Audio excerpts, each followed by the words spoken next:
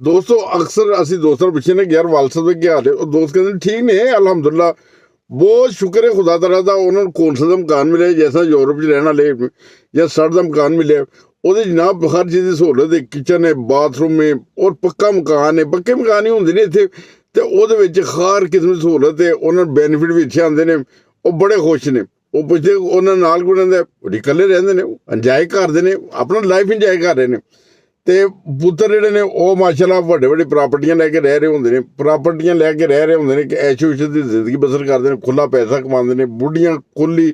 ਅਯਾਸ਼ੀ ਕਰਦੀਆਂ ਨੇ ਤੇ ਮਾਂ-ਬਾਪ ਉਹਨਾਂ ਨੂੰ ਇੱਕ ਖੁੱਡਾ ਲੈ ਕੇ ਦੇ ਦਿੰਦੇ ਨੇ ਉਹ ਵੀ ਕੌਂਸਲ ਗੌਰਮੈਂਟ ਦਿੰਦੀ ਤੇ ਇਹ ਨਹੀਂ ਕਿ ਆਪਣੇ ਪੱਲਿਓਂ ਅਸੀਂ ਖਰੀਦ ਕੇ ਦਿੱਤਾ ਹੁੰਦਾ ਪੱਲਿਓਂ ਦੀ ਹਾਲਤ ਇਹ ਹੁੰਦੀ ਕਿ ਇੱਕ ਬੈੱਡ ਦੀ ਜਗ੍ਹਾ ਨਹੀਂ ਹੁੰਦੀ ਆਪਣੇ ਬਾਪ ਲਈ ਆਪਣੀ ਮਾਂ ਲਈ ਉਹ ਬਹੁਤ ਸਾਰੀਆਂ ਫੈਮਲੀਆਂ ਇੱਥੇ ਐਸੀਆਂ ਨੇ ਕਿ ਜੇ ਯੂਕੇ ਦੇ ਵਿੱਚ ਵੀ ਲੈਦਾ ਰਹਿ ਰਹੀਆਂ ਕਿਉਂ ਰਹਿ ਰਹੀਆਂ ਜੀ ਪੁੱਤ ਕਹਿੰਦੇ ਨੇ ਬੜੇ ਖੁਸ਼ ਨੇ ਅੱਬੂ ਨੂੰ ਮਕਾਨ ਲੈ ਤਾ ਸਾਡਾ ਲੈ ਦੇ ਦਿੱਤਾ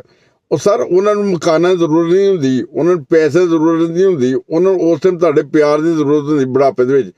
ਉਹਨਾਂ ਨੂੰ ਮਜ਼ਾ ਤਦ ਦੇ ਕਿ ਤੁਸੀਂ ਇੱਕ ਆਪਣੀ ਜਿਹੜੀ ਪ੍ਰਾਪਰਟੀ ਬਣਾਈ ਹੈ ਸੋਹਣੀ ਪ੍ਰਾਪਰਟੀ ਹੈ ਕਿਰਾਏ 'ਤੇ ਲਈ ਰੈਂਟ 'ਤੇ ਲਈ ਜਿੰਨ ਵੀ ਹੈ ਉਹਦੇ 'ਚ ਇੱਕ ਛੋਟਾ ਜਿਹਾ ਇੱਕ ਬੈੱਡ ਲਗਾ ਦਿਓ ਉਹਨੇ ਕੋਈ ਫਰਮਾਇਸ਼ ਨਹੀਂ ਹੁੰਦੀ ਕਿ ਸਾਨੂੰ ਅਜ਼ੀਮੁਲ ਸ਼ਾਨ ਬੈੱਡ ਲਗਾ ਕੇ ਦਿੱਤਾ ਜਾਏ ਉਹਨੇ ਫਰਮਾਇਸ਼ ਸਿਰਫ ਇਹ ਹੁੰਦੀ ਹੈ ਕਿ ਸਾਨੂੰ ਟਾਈਮ ਸਿਰ ਰੋਟੀ ਮਿਲ ਜਾਵੇ ਉਧਰ ਰੋਟੀ ਵੀ ਖਾਣ ਲਈ ਉਹਨਾਂ ਦੇ ਉਹ ਦੌਰ ਗੁਜ਼ਰ ਚੁੱਕਾ ਹੁੰਦਾ ਹੈ ਕਿ ਜਦੋਂ ਉਹਨਾਂ ਨੇ ਬਹੁਤ ਜ਼ਿਆਦਾ ਕੋਈ ਖਾਣ ਪੀਣ ਲਈ ਇੰਜੋਏ ਕਰਨਾ ਹੁੰਦਾ ਉਹਨਾਂ ਨੂੰ ਦਾਲ ਰੋਟੀ ਮਿਲ ਜੇ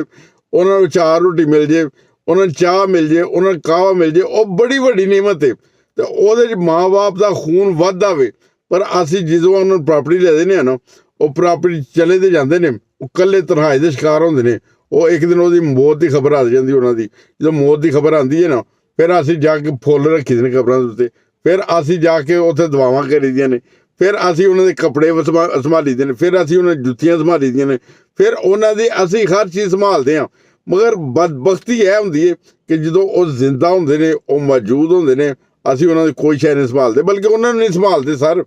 ਉਹਨਾਂ ਨੂੰ ਘਰੋਂ ਬਾਹਰ ਕੱਢਣ ਦੀ ਕੋਸ਼ਿਸ਼ ਕਰੀਦਾ ਔਰ ਜਾ ਕੇ ਕੌਂਸਲ ਅੱਗੇ ਹੱਥ ਝੋੜਦੇ ਖੁਦਾ ਦੇ ਵਾਸਤੇ ਸਾਡੇ ਬਾਪ ਨੂੰ ਘਰ ਕਲਾ ਦੇ ਦਿਓ ਸਾਡੀ ਮਾਂ ਨੂੰ ਘਰ ਕਲਾ ਦੇ ਦਿਓ ਸਰ ਇਹ ਮੌਕਾ ਦੁਬਾਰਾ ਬਾਰ-ਬਾਰ ਨਹੀਂ ਆਉਂਦਾ ਅਗਰ ਤੁਹਾਨੂੰ ਇਹ ਪੈਗਾਮ ਅੱਛਾ ਲੱਗੇ ਤਾਂ ਦੂਜਿਆਂ ਨੂੰ ਸ਼ੇਅਰ ਕਰੋ ਐਸਾ ਇੱਕ ਫੈਮਿਲੀ ਨਹੀਂ ਦੋ ਨਹੀਂ ਇੱਥੇ ਹਜ਼ਾਰਾਂ ਫੈਮਲੀਆਂ ਜਿਹੜੇ ਓਵਰਸੀਜ਼ ਪਾਕਿਸਤਾਨੀ ਨੇ ਉਹ ਕਿਤੇ ਨਾ ਕਿਤੇ ਕੁਛ ਨਾ ਕੁਛ ਗਲਤੀ ਕਰ ਰਹੇ ਨੇ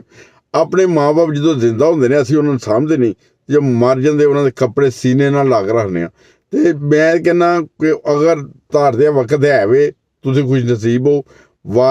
ਵਾਲਦੈਨ ਜਾਂ ਮਾਂ ਜਾਂ ਬਾਪ ਜੋ ਵੀ ਹੈ ਵੇ ਭੈਣ ਭਰਾ ਉਹਨਾਂ ਦੀ ਵੀ ਕਦਰ ਕਰੋ ਰਿਸ਼ਤਿਆਂ ਦੀ ਕਦਰ ਕਰੋ ਇਹ ਨਹੀਂ ਕਿ ਰਿਸ਼ਤਿਆਂ ਨਿਚੋੜੋ ਨਾ ਅਤੇ ਜਾਂ ਇਹ ਨਾ ਸੋਚੋ ਕਿ ਇਹ ਰਿਸ਼ਤੇ ਨੇ ਇਹਨਾਂ ਨੂੰ ਨਿਚੋੜਦੇ ਰਹੇ ਸਹੀ ਹੈ ਠੀਕ ਹੈ ਜੇ ਕੋਈ ਭੈਣ ਹੈ ਕੋਈ ਭਰਾ ਵੇ ਕੋਈ ਮਾਂ ਵੇ ਕੋਈ ਪਿਓ ਵੇ ਨਾ ਜਦੋਂ ਨਿਚੋੜਨ ਦੇ ਕਾਬਲ ਨਹੀਂ ਰਹਿ ਗਿਆ ਉਦੋਂ ਥੂ ਕਰੋ ਹੈ ਨਾ